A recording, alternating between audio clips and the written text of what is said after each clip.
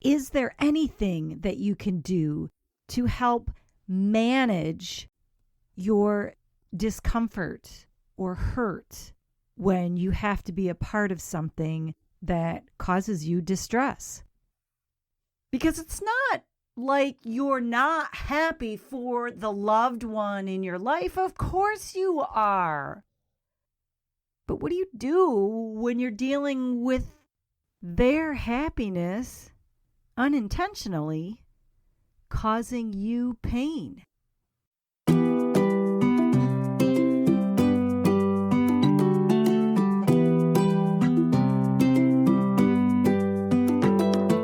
Welcome to The Onion Peel, a show where we get real, raw, and honest about life. It's a space where authenticity lives and hope resides. The Onion Peel is a place where we peel back the layers of our stories and discover the unexpected flavoring that each one brings. Hey guys, I'm your host and semi-crazy Christian, Angela McConnell. I'm a middle-aged mom of 5 with a dead husband, and I've been through some shit in my life. Now, I'm on a mission to bring hope to the world. So join me as we journey through this onion and find hope in the tears. You ready to peel this thing?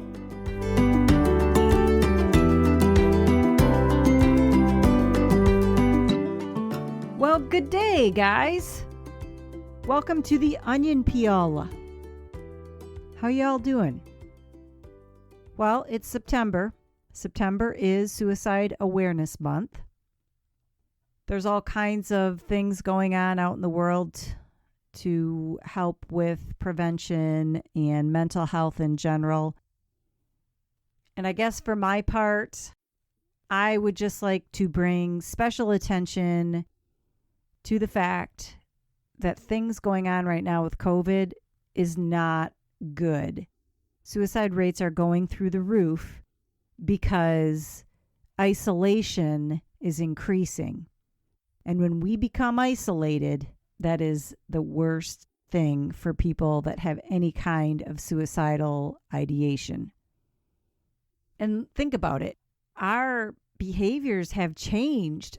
We don't even shop as much as we did because we got so used to having everything brought to us. Then you've got the whole aspect where so many people are still working from home. And there are still tons and tons of kids that are not back at school and thus are not able to be around their peers. It's just a really bad mix for mental health right now. Yes, social distancing, get it, needed, all good. But with that being said, just keep an extra eye out for people that you know. Because sometimes you might think the strongest don't have any problems, but I'm telling you, the dark days can get to everyone. So, just keep an extra special lookout out there. Okay, guys? All right. Well, today I'm going to start with a story.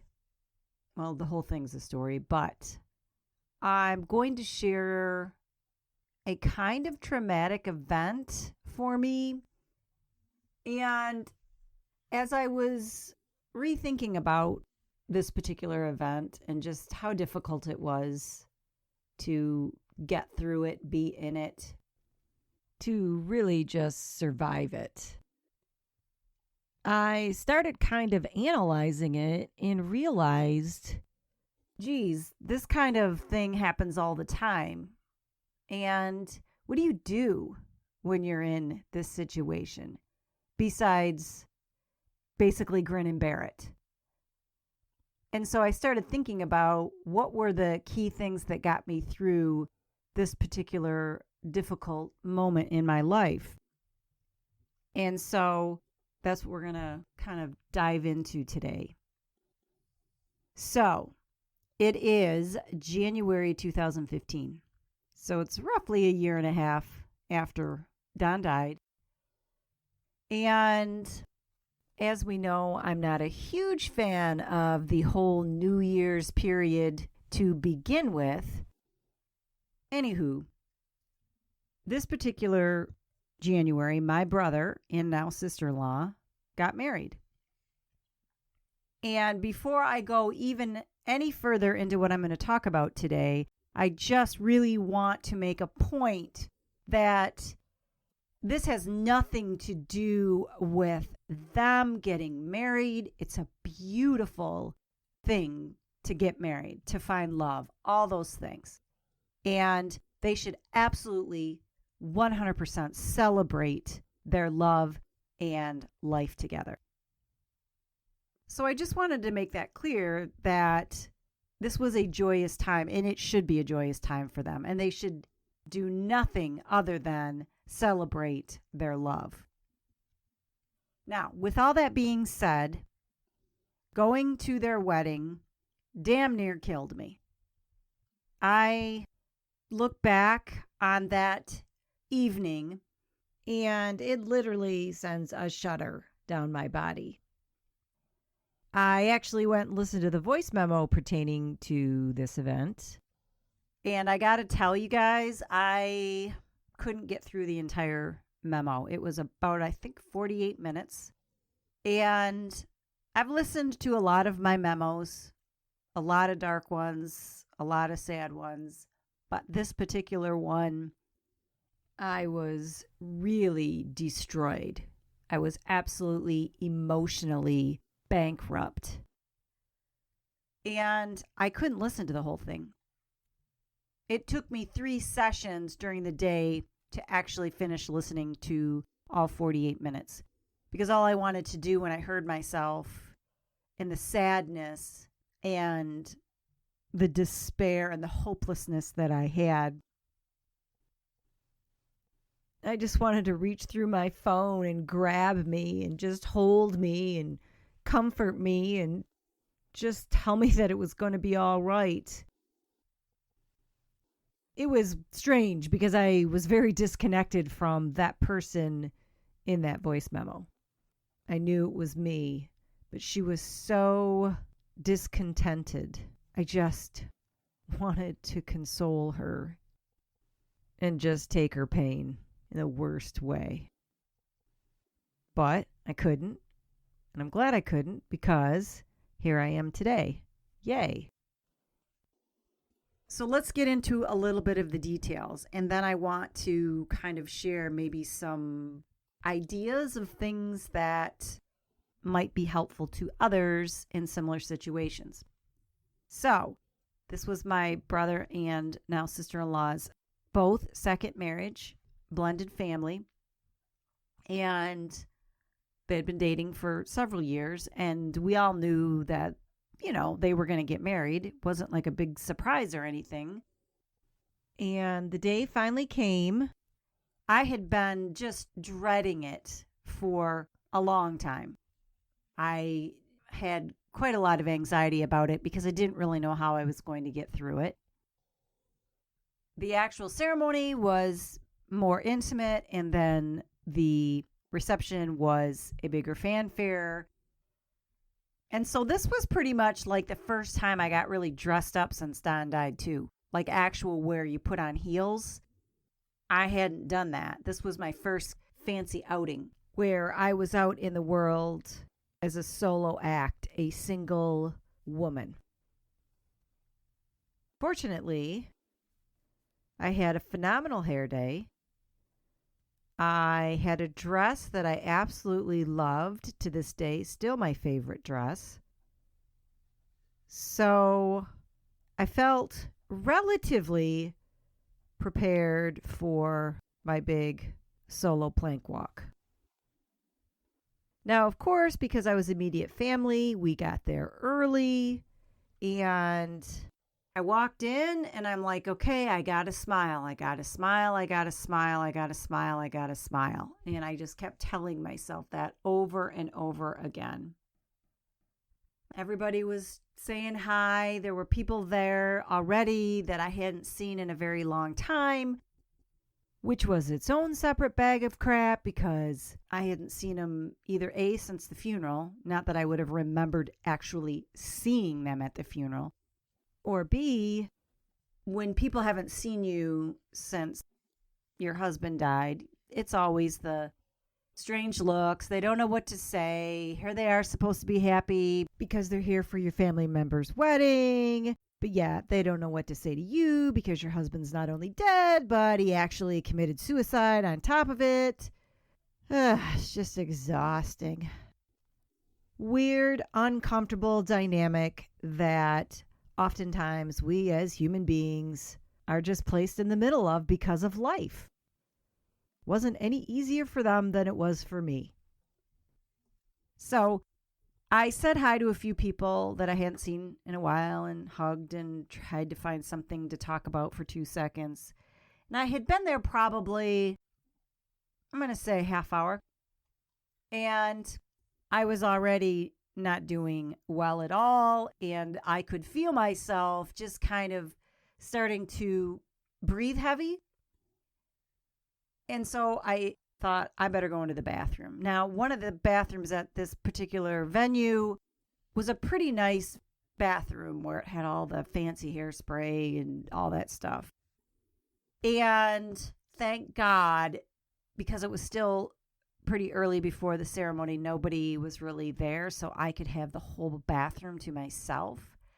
And I just went in there and remember staring into the mirror, looking at myself, going, there is no effing way I'm getting through this tonight. There's no way. I'm a half an hour in, and I can already tell I just wanted to get out of my skin. I just wanted to flee. I just wanted it to be done. I just wanted to go back home. I did not want to deal with it. And I just looked in the mirror and said, Ange, you got to do this. You have to do this. Now, thank God, you guys, and I basically just said this a few minutes ago, but I looked good that day. I'm not going to lie. So I was at least able to hide behind that mask, and I was so thankful for it. Because even though inside I felt horrible, on the outside I was like, you know what? I look pretty damn good for burying a spouse 18 months ago. And I was so thankful that at least I could see in the mirror that I looked like I had it all together. Because I knew that way people would feel less sorry for me, right? If you look disheveled and you look like you're a mess, then that just makes people even more uncomfortable. In other words, if you look good even though you feel bad, you are allowing others to feel good so they don't have to feel bad. In some regards, you guys, it's almost like you're giving them a gift. Okay, fast forward to the ceremony. Of course, I sat in the front, couple rows with my family. Ceremony was beautiful. My sister-in-law looked absolutely stunning, and everybody just was very happy. It was a very joyful moment. And so the ceremony goes for what? Half an hour? It gets to the last part where they introduce the bride and groom. And the music starts to play and they walk down the aisle. And you know how it goes that when the bride and groom walk down the aisle, as soon as they pass you, you kind of turn to follow watching them walk out of the room. Well, when the cheers began after the announcement of the new couple, I immediately began to lose my composure. I don't know what it was. I think it was all the exuberance and the hopefulness that was being thrown out into the air. Everybody was so elated. It was so exciting. They're husband and wife, and they're officially starting their life together. And the weight of that happiness just started to suffocate me. And I could feel inside of me that I was going to lose it big. I started to have one of those feelings of the wailings, for those of you that have listened before, where my whole body just basically regurgitates grief. And I have no control whatsoever of what my body is going to do. So as soon as they started walking down that aisle, I was in a panic at that moment. I'm like, I have to get out of here right now because I don't know what is going to happen physically to my body, because I could feel this wailing wanting to just project out of me. And the second that they were out of the room, I literally sprinted from my seat and made a beeline out this side door that was to this room.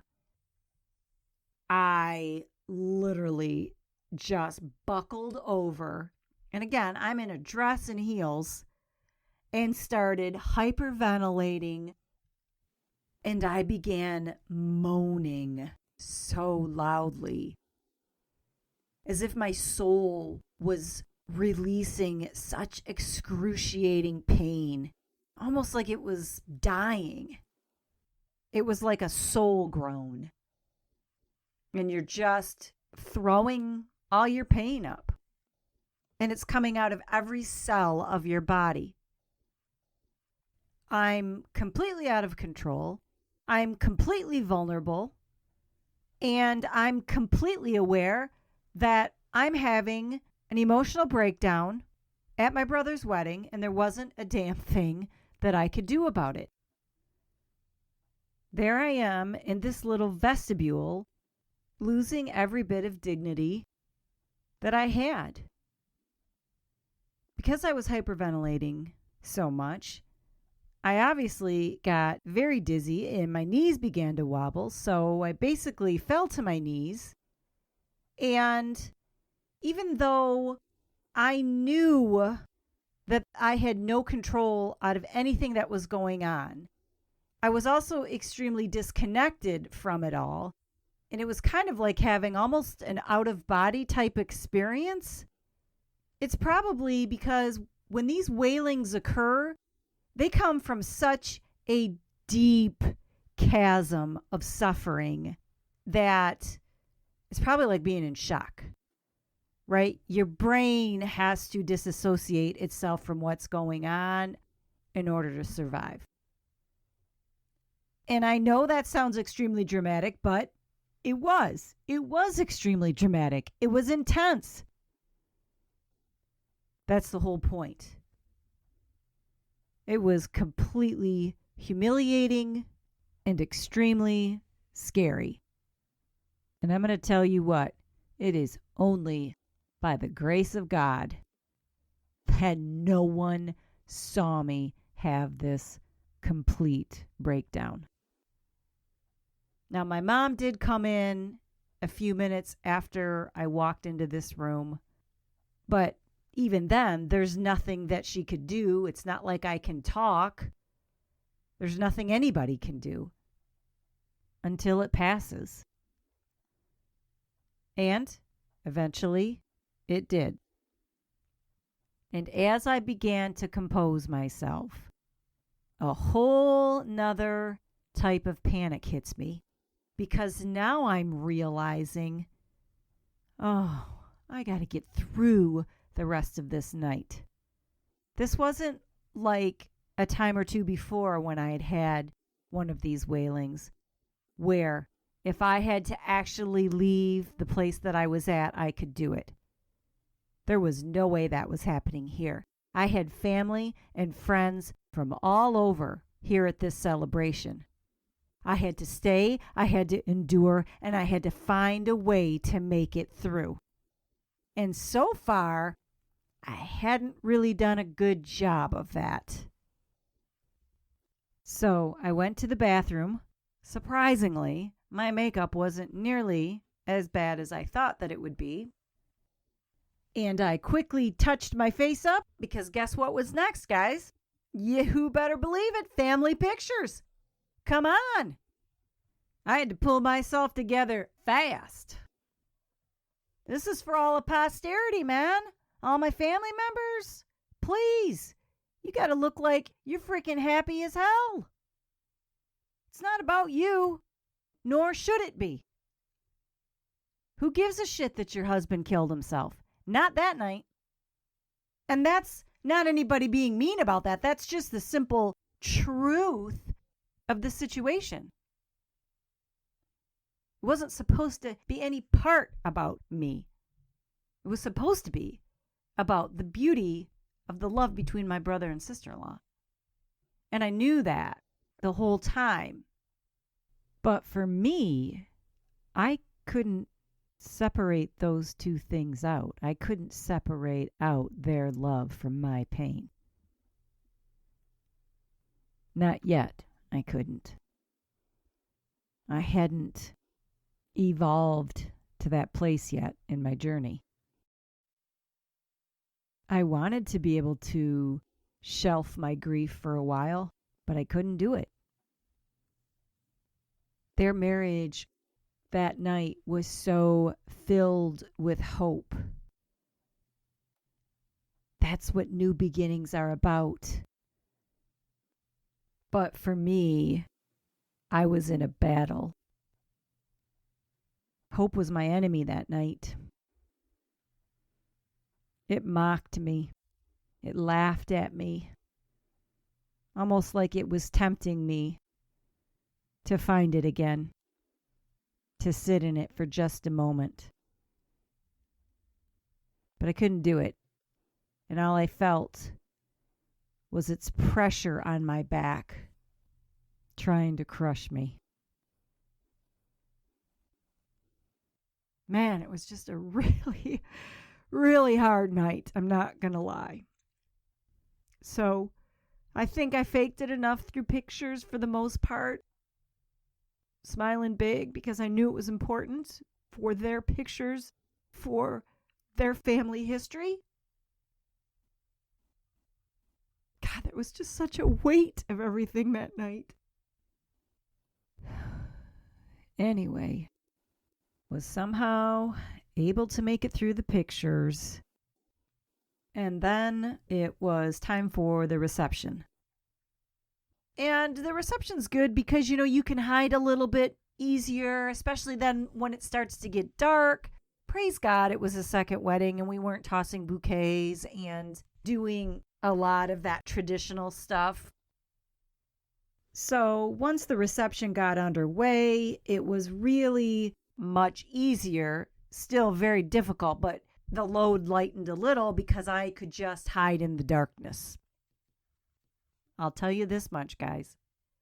I never left my table except to go to the bathroom. That's it. I just stayed there. Now, if somebody came over and talked to me, that was okay. But that table was my anchor.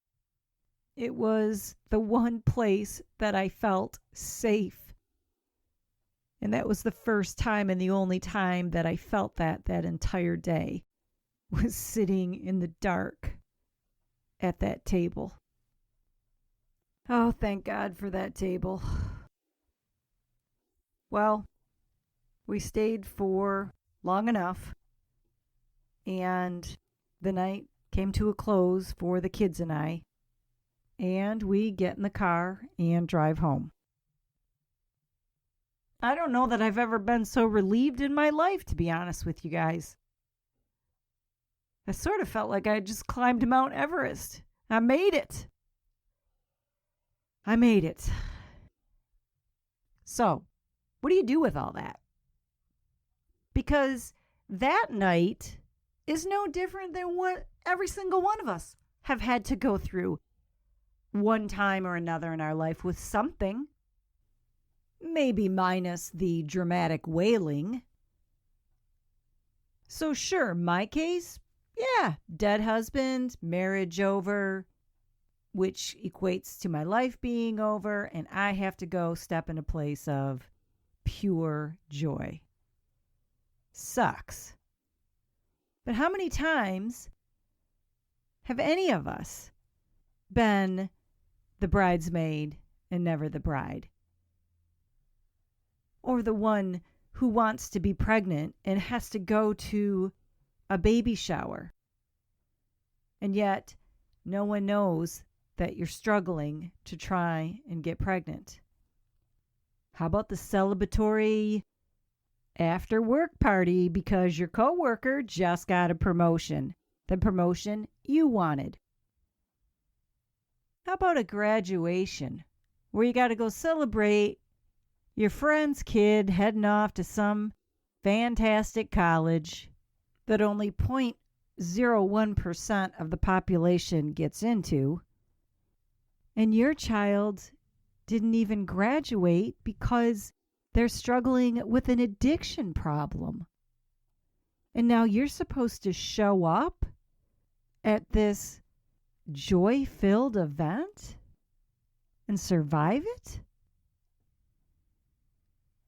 What if it's something simple like a dinner party where secretly your marriage is struggling and now you have to go and be around 10 other couples who appear to have a wonderfully happy marriage?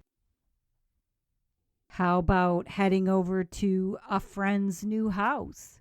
Or maybe someone just got a new car and you don't have a clue how you're going to pay for next month's electric bill, let alone ever think when you could possibly get a newer car.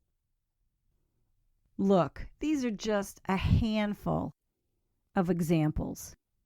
There are so many different situations like these. And let's be honest, every single one of us have been in them multiple times. So what do you do? Is there anything that you can do to help manage your discomfort or hurt when you have to be a part of something that causes you distress? Because it's not like you're not happy for the loved one in your life. Of course you are. But what do you do when you're dealing with their happiness unintentionally causing you pain? Well, I can't tell you exactly, but I can tell you a couple things. One of them I already mentioned. If you have to go to an event where it's something that is painful for you to actually be there, but you have to do it, try and look your best for you. Because there are times in life that you need to have a mask, and that's okay. That's okay. Now, some people are really good at being able to mask their feelings. Others are not. I happen to be somebody, I'm terrible at it. So I have to look my best. I have to be in a place where I'm feeling good about something, even if it's something superficial. It doesn't matter. If I look okay, then no one's going to think anything other than that I am okay. And that's a good thing. Another thing I would say is that before having to be someplace like that with a lot of people where you're celebrating something that, is hard for you, take a few minutes to prepare your mindset. Know that it's going to be difficult, but that you're strong, you're capable, and you got this. And if you need something practical, something tangible that you can do to get through it, that's easy. Smile. Always tell yourself to smile. Even if you don't talk and engage with others, smile. Smile. Keep telling yourself. Get that in your head so that's all you're hearing is smile, smile. Because when you're smiling, it does change how you feel inside. Whether you think it will or not, I'm telling you, it will. Seriously, smiling has been proven to lower stress. And when you actually move your muscles into the shape of a smile, endorphins are released to your brain. This is true. And so even if you're not feeling happy, the endorphins are automatically released and then trick your brain into thinking that you are. So, for a quick fix, do what you got to do. Use that. Not saying it's a cure-all, but it is definitely helpful. The next suggestion I would say, how about find a space that could be your safe zone? If you're, who knows, in my case, a wedding, if you're at a shower, whether it's at somebody's house or a venue, if you're in a restaurant, whatever it is, find a place that's comfortable for you, that feels somewhat safe. Even if it's just a section of the room that you're in. I mean, my case, it was my table I was sitting at. Now, I know that this isn't completely possible all the time, but whatever it is, or wherever it is, find it, stay there. It could be a group of people. I'm sorry, but there's times that you don't need to go off and say hi to everybody because you're trying to be polite. It's okay.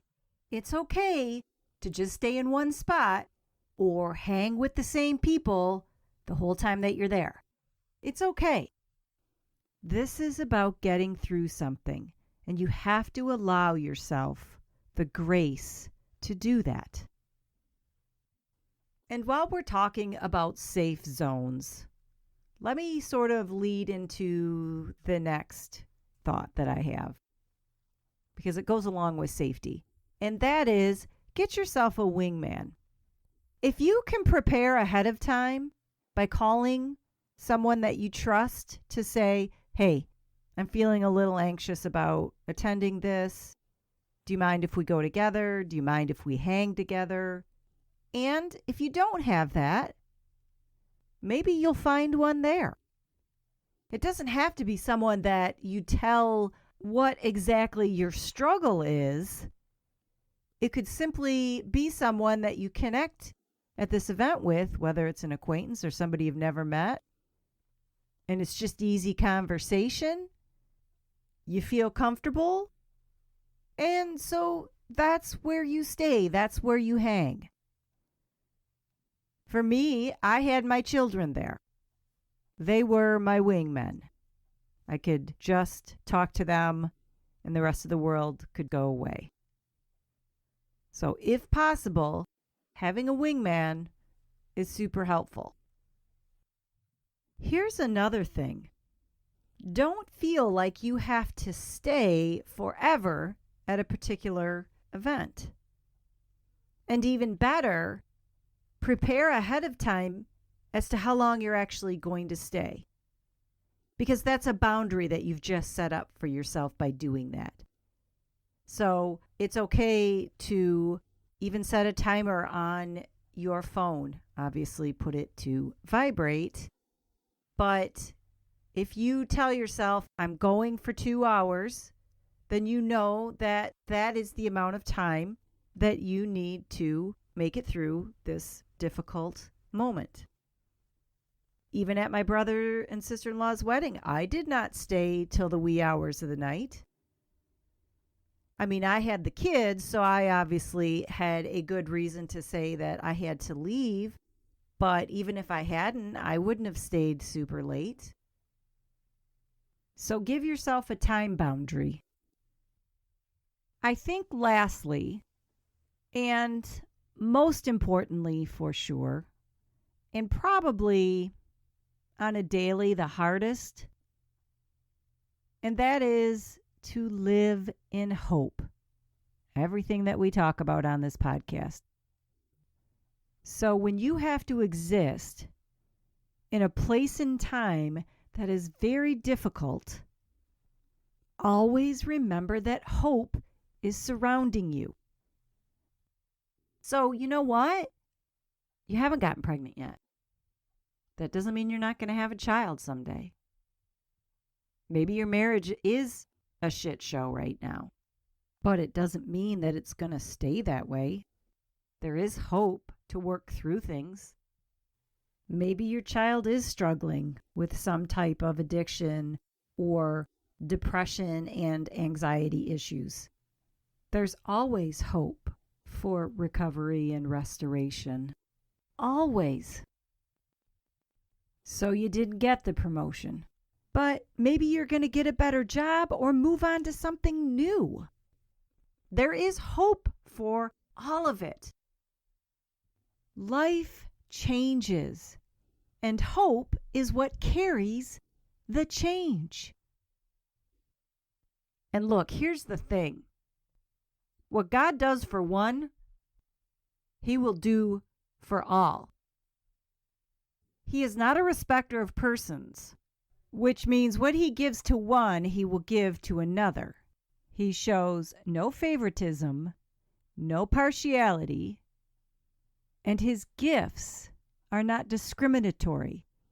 His blessings are given to all. Now, does that mean we get everything we want? Of course not. That is where you have to trust in God and what His plan for your life is, and that He knows what's best for you. But the point is, it's all available to you. All of it. So rest and live in the knowing that the possibility for you to have what they have is real. Have hope. Have hope. I wish that I could have been able to tell myself that the night of the wedding. To have said, yes, you're at an ending. But after every ending comes a new beginning. And your new beginning will come too. So have hope. It sure would have made things a lot nicer for me, I'll tell you that. So there's just a few thoughts that I have on trying to help yourself get through a difficult event or time or place that you have to be in. 1, look good. It's okay if you need to put that mask on. 2, smile. Because smiling releases those endorphins to your brain and will help get you through for those few hours. 3, find yourself a safe zone, someplace that you can call home for that small window in time.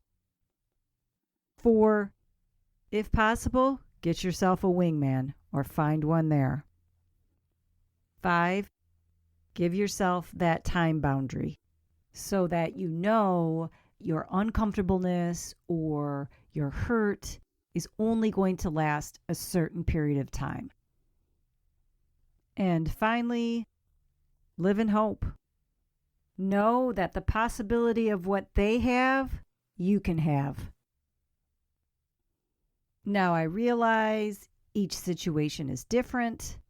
Y'all are going to have to navigate your way through whatever it is that you're having to face.